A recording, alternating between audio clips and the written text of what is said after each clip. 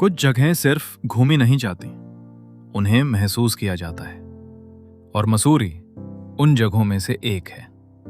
तो चलिए आज आपको लेकर चलते हैं क्वीन ऑफ हिल्स मसूरी की उन गलियों में जहां बादल मेहमान बनकर आते हैं और पहाड़ हर मोड़ पर एक नया नजारा दिखाते हैं। तो दोस्तों, आज हम एक्सप्लोर करने वाले हैं पहाड़ों की रानी मसूरी, और इस वीडियो में मैं आपके साथ शेयर करने वाला हूं वो सारी जानकारी जो काश मुझे मेरी पहली मसूरी ट्रिप से पहले पता होती। अगर आप भी मसूरी आने का प्लान कर रहे हैं तो इस वीडियो में आपको मिलेगी लगभग हर वो जानकारी जिसकी आपको जरूरत पड़ने वाली है। कहाँ रुकना चाहिए, कौन सा एरिया होटल बुक करने के लिए सबसे बेहतर रहेगा, बाइक और स्कूटी कहाँ से रेंट पर मिलेगी, कौन कौन सी जगहें बिल्कुल मिस नहीं करनी चाहिए, कौन से कैफे और फूड स्पॉट्स सच में अपने पैसे वसूल हैं, और कौन सी ऐसी गलतियां हैं जो ज्यादातर लोग मसूरी आकर कर बैठते हैं। इसके अलावा मैं आपको कुछ ऐसे टिप्स भी दूंगा जो आपकी ट्रिप को आसान भी बनाएंगे और आपका बजट भी बचाएंगे। क्योंकि भाई, घूमना तो सब चाहते हैं, लेकिन सही जानकारी के बिना आधा टाइम या तो पैसे ज्यादा खर्च हो जाते हैं या फिर अच्छी जगहें मिस हो जाती हैं। तो अगर आप मसूरी आने का सोच रहे हैं तो कोशिश कीजिए इस वीडियो को आखिर तक देखने की, क्योंकि हो सकता है आपकी पूरी मसूरी ट्रिप की प्लानिंग यहीं से हो जाए। और हाँ, अगर आपने हमारी उत्तराखंड सीरीज का पहला एपिसोड नहीं देखा, जिसमें हमने पुणे से देहरादून और देहरादून से मसूरी तक का पूरा सफर दिखाया था, तो उसे भी जरूर देखिए। उससे आपको यहाँ तक पहुँचने की पूरी जानकारी मिल जाएगी। तो अब बिना किसी देरी के चलिए शुरू करते हैं the complete Mussoorie travel guide. Mussoorie में हमारी पहली सुबह बारिश के साथ हुई थी। हल्की हल्की बूंदें गिर रही थीं, ठंडी हवाएं चल रही थीं और पहाड़ बादलों की चादर ओढ़े खड़े थे। सुबह के करीब 7:30 बज चुके थे और आज का दिन हमारे लिए बहुत खास होने वाला था, क्योंकि आज हम निकलने वाले थे मसूरी को सच में एक्सप्लोर करने। रेडी होकर जैसे ही हम बाहर निकले तो कल रात वाली भीड़ भाड़ कहीं दिखाई नहीं दे रही थी। जो मॉल रोड हमें रात में लोगों से भरी हुई मिली थी, वो आज सुबह बिल्कुल शांत थी। न शोर, न ट्रैफिक, बस पहाड़ों की ठंडी हवा और बारिश की वो मीठी आवाज। और यहीं से शुरू होती है असली मसूरी। लेकिन उससे पहले एक बहुत जरूरी बात। अगर आप भी मसूरी आने का प्लान कर रहे हैं तो सबसे पहले ये जान लेते हैं कि यहां पहुंचना कैसे है। मसूरी आने के लिए आपके पास मुख्य रूप से 3 ऑप्शन हैं। पहला, बाय रोड। अगर आप दिल्ली या आसपास के किसी शहर से आ रहे हैं तो सड़क मार्ग सबसे आसान और लोकप्रिय विकल्प है। दूसरा, बाय ट्रेन। मसूरी तक ट्रेन नहीं जाती, लेकिन देहरादून तक भारत के लगभग सभी बड़े शहरों से ट्रेन आसानी से मिल जाती है। उसके बाद देहरादून से टैक्सी या बस लेकर आप आराम से मसूरी पहुंच सकते हैं। और तीसरा, बाय फ्लाइट। जैसा कि हमने पिछले व्लॉग में दिखाया था, आप सीधे देहरादून के जॉली ग्रांट एयरपोर्ट पर उतर सकते हैं और वहां से टैक्सी लेकर लगभग 1.5 से 2 घंटे में मसूरी पहुंच सकते हैं। तो ये थी यहां तक पहुंचने की पूरी जानकारी। अब बात करते हैं उस चीज की जो आपके पूरे मसूरी ट्रिप का एक्सपीरियंस बदल सकती है, और वो है स्कूटी रेंटल। अगर आप मसूरी आए और आपने स्कूटी रेंट नहीं की तो यकीन मानिए आपकी आधी ट्रिप ट्रैफिक में निकल सकती है।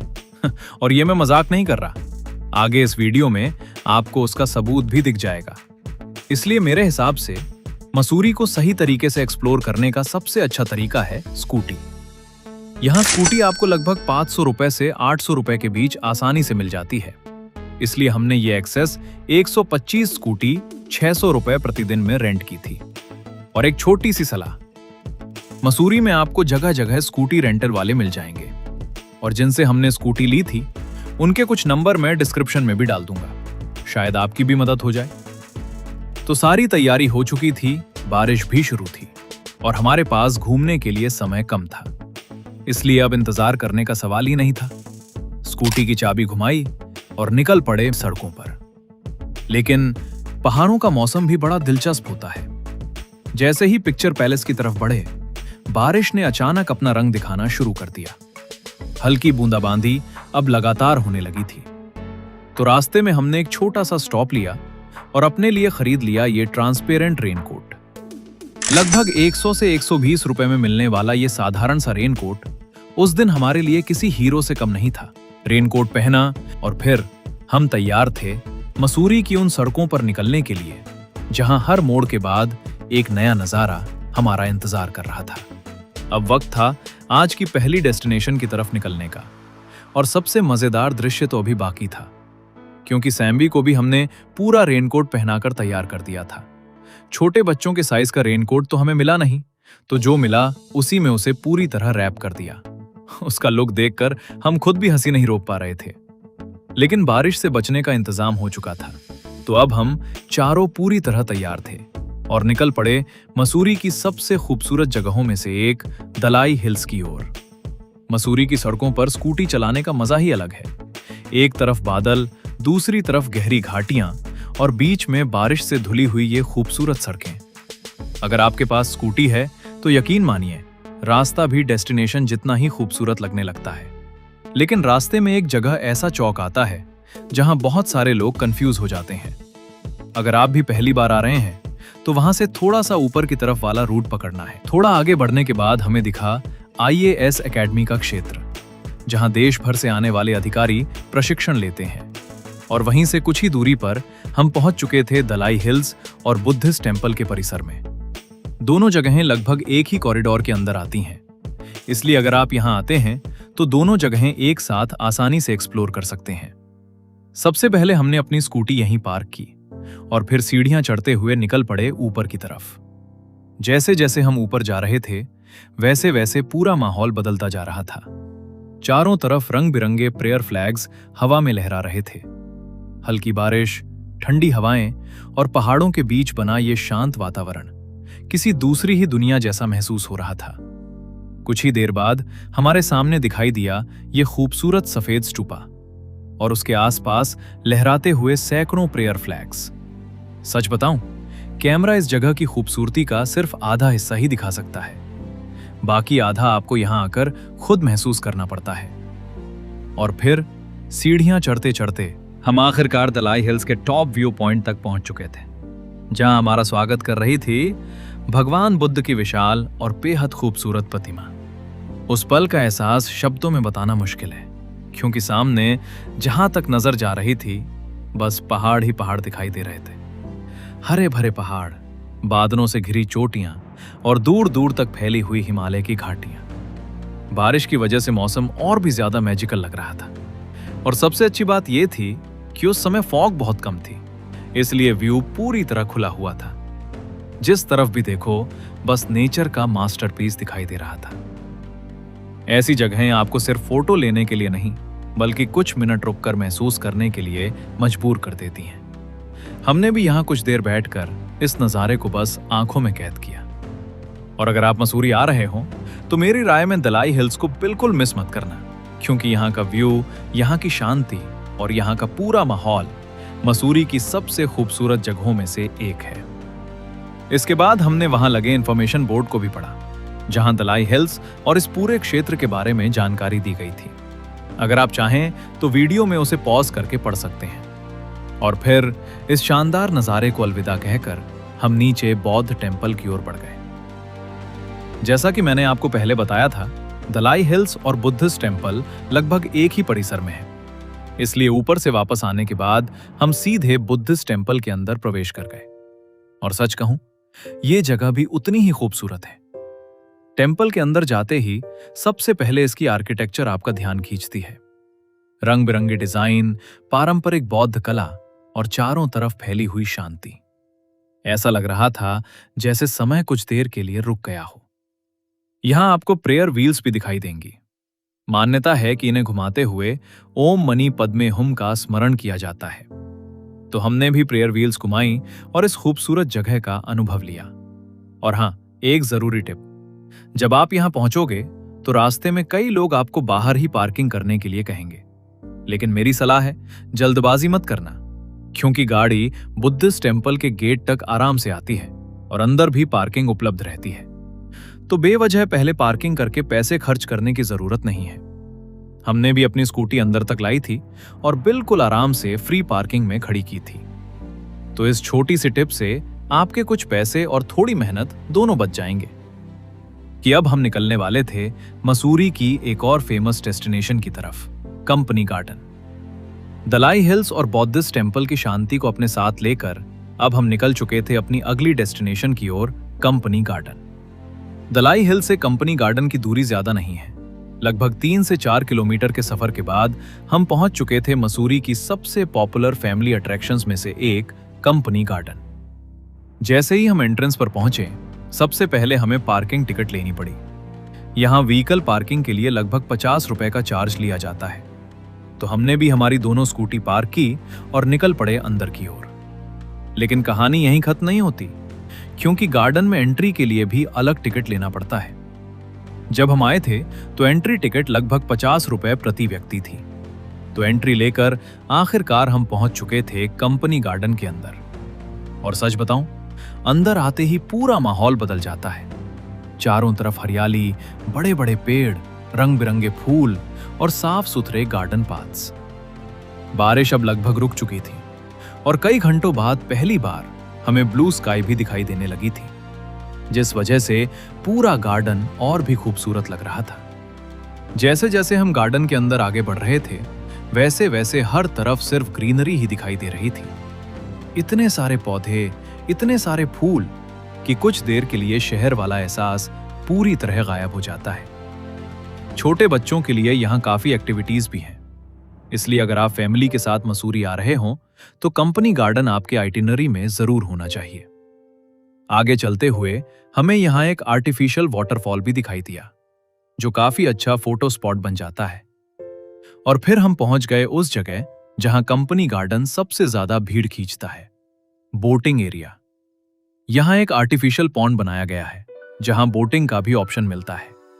तो कंपनी गार्डन में आपका लगभग 1 घंटा आराम से निकल सकता है, इसलिए यहां आने से पहले अपने दिन की प्लानिंग उसी हिसाब से करना। अब कंपनी गार्डन घूमने के बाद हम वापस निकल पड़े लाइब्रेरी चौक की तरफ। और यहीं पर मसूरी का वो रूप देखने को मिला जिसके बारे में मैंने वीडियो की शुरुआत में बात की थी, ट्रैफिक। और भाई क्या ट्रैफिक था, मैं कुछ बोलूंगा ही नहीं। आप बस स्क्रीन पर ये फुटेज देख लो और खुद अंदाजा लगा लो कि कार्स की लाइन कहां से शुरू हो रही है और कहां जाकर खत्म। हमारी स्कूटी थी, इसलिए हम आराम से निकलते जा रहे थे, लेकिन कार्स लगभग रेंग रही थी। यही वजह है कि मैं बार बार स्कूटी रेंट करने की सलाह देता हूं। आपका सबसे कीमती एसेट है टाइम, और ट्रैफिक आपका वही टाइम खा जाता है। तो अगर आप मैक्सिमम प्लेसेस एक्सप्लोर करना चाहते हो तो स्कूटी आपके लिए गेम चेंजर साबित हो सकती है। ट्रैफिक से आगे निकलने के बाद मौसम पूरी तरह साफ हो चुका था और तभी हमें देखने को मिला एक ऐसा व्यू जो शायद मसूरी की सबसे अंडररेटेड चीजों में से एक है, देहरादून सिटी व्यू। कल रात मैंने आपको इसी शहर की चमकती हुई लाइट्स दिखाई थी, लेकिन आज वही देहरादून दिन के उजाले में दिखाई दे रहा था। दूर तक फैला हुआ शहर, हरे भरे पहाड़ और उनके बीच बसी हुई देहरादून वैली। सच कहूं, दिन और रात दोनों समय का व्यू बिल्कुल अलग एहसास देता है और दोनों ही देखने लायक है। अब तक हमने कवर कर लिए थे Dalai hills, Buddhist temple, company garden. लेकिन अगर आपके पास एक एक्स्ट्रा डे है या थोड़ा एक्स्ट्रा टाइम है तो मसूरी में अभी भी बहुत कुछ बाकी है। सबसे पहले आता है गन हिल पॉइंट। गन हिल मसूरी की सबसे फेमस व्यू पॉइंट्स में से एक है। ये मसूरी की सेकंड हाईएस्ट पीक मानी जाती है। यहाँ तक पहुंचने के लिए रोपवे भी उपलब्ध है और ऊपर से पूरे हिमालयन रेंज और डूवन वैली का शानदार व्यू देखने को मिलता है। अगर मौसम साफ हो तो यहाँ का सनसेट भी काफी खूबसूरत माना जाता है। और इसके बाद आता है कैंपी फॉल्स। लाइब्रेरी चौक से कैंपी फॉल्स की दूरी लगभग 15 किलोमीटर है और मसूरी आने वाले लगभग हर टूरिस्ट की लिस्ट में ये जगह जरूर होती है। यहाँ का वाटरफॉल काफी प्रसिद्ध है और गर्मियों के समय लोग यहाँ घंटों समय बिताते हैं। तो अगर आपके पास आधा दिन एक्स्ट्रा है तो कैंपी फॉल्स भी आपकी लिस्ट में होना चाहिए। तो दोस्तों, ये थी मसूरी की कुछ ऐसी जगहें जो हमें सबसे ज्यादा पसंद आई। लेकिन किसी भी ट्रिप को कंप्लीट बनाती है सिर्फ जगह नहीं, बल्कि वहां का खाना भी। और मसूरी का फूड सीन भी किसी सरप्राइज से कम नहीं है। तो अब बात करते हैं मसूरी के best cafes, best food spots और उन चीजों की जो आपको यहां आकर जरूर ट्राई करनी चाहिए। तो चलिए अब शुरू करते हैं मसूरी फूड गाइड। क्योंकि चाहे आप कितने भी खूबसूरत व्यूज देख लो, कितने भी पहाड़ घूम लो, लेकिन अगर खाना अच्छा ना मिले तो ट्रिप में कुछ ना कुछ अधूरा जरूर रह जाता है। तो अगर आप मसूरी आने वाले हो तो ये कुछ ऐसे कैफेज और फूड स्पॉट्स हैं जो मुझे पर्सनली काफी पसंद आए और जिन्हें मैं बिना सोचे रेकमेंड कर सकता हूँ। सबसे पहले मेरी लिस्ट में आता है कैफे दे टेवर्न। ये मसूरी मॉल रोड के पास ही स्थित है और ऑनेस्टली अगर आप अच्छे एम्बियंस के साथ क्वालिटी फूड एंजॉय करना चाहते हो तो ये जगह जरूर ट्राई करना। इनका would fired pizza, fresh pasta और डेजर्ट्स सभी काफी शानदार हैं। और सबसे अच्छी बात, यहाँ बैठकर बाहर का मौसम एंजॉय करने का अलग ही मजा आता है। अब अगला नाम सुनते ही शायद बहुत लोगों को भूख लग जाए और वो है सैंडोज रेस्टोरेंट। भाई क्या खाना मिलता है यहाँ। अगर आप नॉन वेज लवर हो तो यहाँ का बटर चिकन, रुमाली रोटी और कबाब्स कमाल के हैं। प्रॉपर नॉर्थ इंडियन फ्लेवर और क्वांटिटी भी काफी अच्छी मिलती है। तो डिनर के लिए ये एक शानदार ऑप्शन हो सकता है। अगर आप फैमिली के साथ ट्रैवल कर रहे हो और अच्छा नॉर्थ इंडियन फूड खाना चाहते हो तो नीलम रेस्टोरेंट जरूर कंसिडर करना। ये मसूरी के सबसे पुराने और पॉपुलर रेस्टोरेंट में से एक है और यहाँ का नॉर्थ इंडियन फूड काफी पसंद किया जाता है। सिंपल, ऑथेंटिक और स्वादिष्ट। और अगर आप एग लवर हो तो मसूरी आकर एक जगह बिल्कुल मिस मत करना, लवली ऑमलेट सेंटर। ये जगह इतनी फेमस है कि हमें सिर्फ ऑमलेट खाने के लिए लगभग 45 मिनट इंतजार करना पड़ा था। लेकिन ऑनेस्टली उसके बाद समझ आया कि लोग इतने क्यों करते हैं। इनके ऑमलेट्स की वैरायटी और टेस्ट दोनों काफी यूनिक हैं। अगर आपका मूड चाइनीज खाने का है तो आप जा सकते हो टेस्ट ऑफ चाइना। यहाँ के मोमोज काफी पॉपुलर हैं और हमें भी काफी पसंद आए। स्टीम मोमोज, फ्राइड मोमोज और बाकी चाइनीज डिशेस भी अच्छी मिल जाती हैं। और अगर आप ऑथेंटिक चाइनीज फूड ढूंढ रहे हो तो एक बार खालसा चाइनीज भी जरूर ट्राई करना। मसूरी में चाइनीज लवर्स के लिए ये काफी पॉपुलर स्पॉट माना जाता है। और अब आखिर में कुछ मीठा हो जाए तो उसके लिए पहुंच जाइए मसूरी स्वीट शॉप। यहाँ की रबड़ी, हॉट जलेबी और मसाला मिल्क ठंडे मौसम में नेक्स्ट लेवल लगते हैं। बारिश हो, ठंडी हवा चल रही हो और हाथ में गर्मा गर्म मसाला दूध हो, उस फीलिंग को शब्दों में एक्सप्लेन करना मुश्किल है। तो दोस्तों, ये थे कुछ फूड स्पॉट्स और कैफेज जो आप मसूरी ट्रिप के दौरान जरूर ट्राई कर सकते हो सकता है इनमें से कुछ आपको मुझसे भी ज्यादा पसंद आ जाए। और अगर आपके पास भी कोई हिडन जेम रिकमेंडेशन हो तो उसे कमेंट्स में जरूर बताना। लेकिन अब सबसे बड़ा सवाल, मसूरी में रुकना कहाँ चाहिए? कौन सा एरिया सबसे अच्छा है? किस बजट में कौन सा होटल लेना चाहिए? और अगर व्यू चाहिए तो कहाँ स्टे करना चाहिए? तो चलिए अब बात करते हैं मसूरी स्टे गाइड की। मसूरी आने के बाद कुछ गलतियां बिल्कुल मत करना। पीक सीजन में बिना होटल बुकिंग मत आना। कैब पर पूरा ट्रिप डिपेंड मत करना और पार्किंग वालों के कहने पर अननेसेसरीली नीचे गाड़ी पार्क मत कर देना। अब बात करते हैं उस सवाल की जो शायद हर ट्रैवलर सबसे पहले पूछता है, मसूरी में रुकना कहाँ चाहिए? तो चलिए देखते हैं मेरी कुछ पर्सनल रिकमेंडेशंस। अगर आपका बजट थोड़ा प्रीमियम साइड पर है तो मेरी पहली रिकमेंडेशन होगी Savoy by ITC hotels Mussoorie. भाई ये सिर्फ एक होटल नहीं है, ये अपने आप में एक एक्सपीरियंस है। जैसे ही आप इस प्रॉपर्टी को देखते हो ऐसा लगता है जैसे किसी फेरी टेल मूवी के सेट पर आ गए हो। पुरानी British architecture, beautiful gardens, luxury interiors और पहाड़ों के बीच इसकी लोकेशन, सब कुछ नेक्स्ट लेवल है। इसके रूम्स भी बेहद खूबसूरत हैं और ऑनेस्टली अगर बजट अलाउ करता है तो मसूरी में इससे बेहतर लग्जरी एक्सपीरियंसेस में से एक यही है। इसके बाद आता है लेमन ट्री रिजॉर्ट मसूरी। ये पिक्चर पैलेस रोड के आसपास स्थित है और जनरली 10,000 से 12,000 रुपए के बजट में मिल जाता है। यहाँ से देहरादून वैली के शानदार व्यूज देखने को मिलते हैं और प्रॉपर्टी की लोकेशन भी काफी अच्छी है।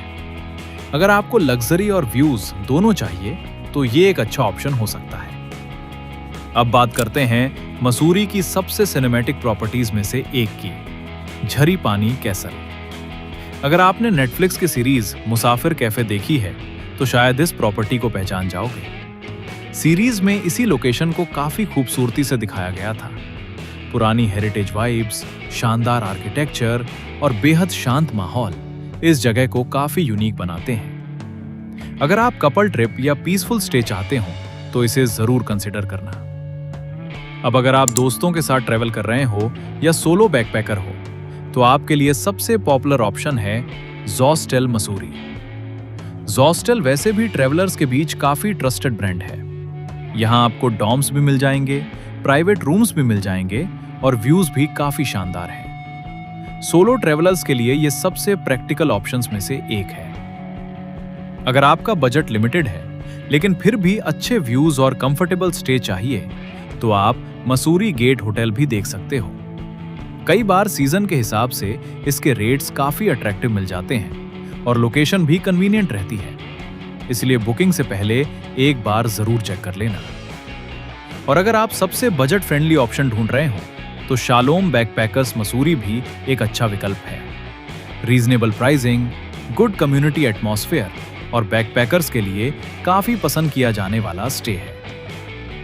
अगर आपका फोकस एक्सपीरियंस पर है, लग्जरी पर नहीं, तो ये आपके लिए बढ़िया चॉइस हो सकती है। अब एक बहुत जरूरी टिप जो शायद आपकी पूरी ट्रिप आसान बना सकती है। होटल बुक करने से पहले उसकी एग्जैक्ट लोकेशन मैप पे जरूर चेक कर लेना, क्योंकि मसूरी में मुख्य रूप से 2 एरिया सबसे ज्यादा पॉपुलर हैं, लाइब्रेरी चौक और पिक्चर पैलेस।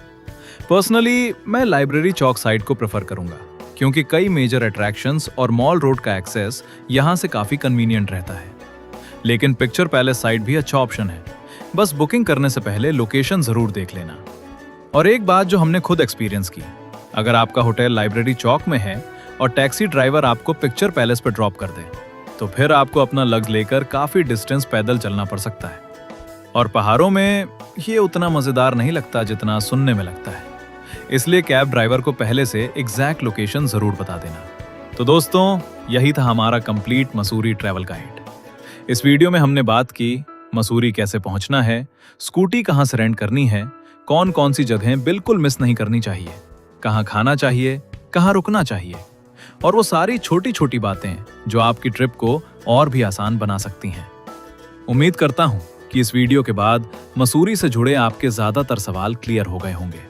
और अगर फिर भी कोई डाउट रह गया हो तो कमेंट्स में जरूर पूछना, मैं कोशिश करता हूं कि हर कमेंट का रिप्लाई दूं। और अब अगर मुझे मसूरी को रेटिंग देनी हो तो व्यूज, फूड, वेदर, एक्सेसिबिलिटी और ओवरऑल एक्सपीरियंस को मिलाकर मैं मसूरी को दूंगा 9 आउट ऑफ 10। हाँ, पीक सीजन का ट्रैफिक कभी कभी थोड़ा परेशान कर सकता है, लेकिन उसके अलावा ये जगह हर उस चीज पर खरी उतरती है जिसकी आप एक परफेक्ट हिल स्टेशन से उम्मीद करते हो। और अगर आप लैंडोर भी जाने वाले हो तो मेरी एक सलाह है, मसूरी को जल्दी जल्दी खत्म मत करना, थोड़ा रुकना, किसी कैफे में बैठकर चाय पीना, मॉल रोड पर बिना किसी डेस्टिनेशन के चलना और बस पहाड़ों को देखते रहना।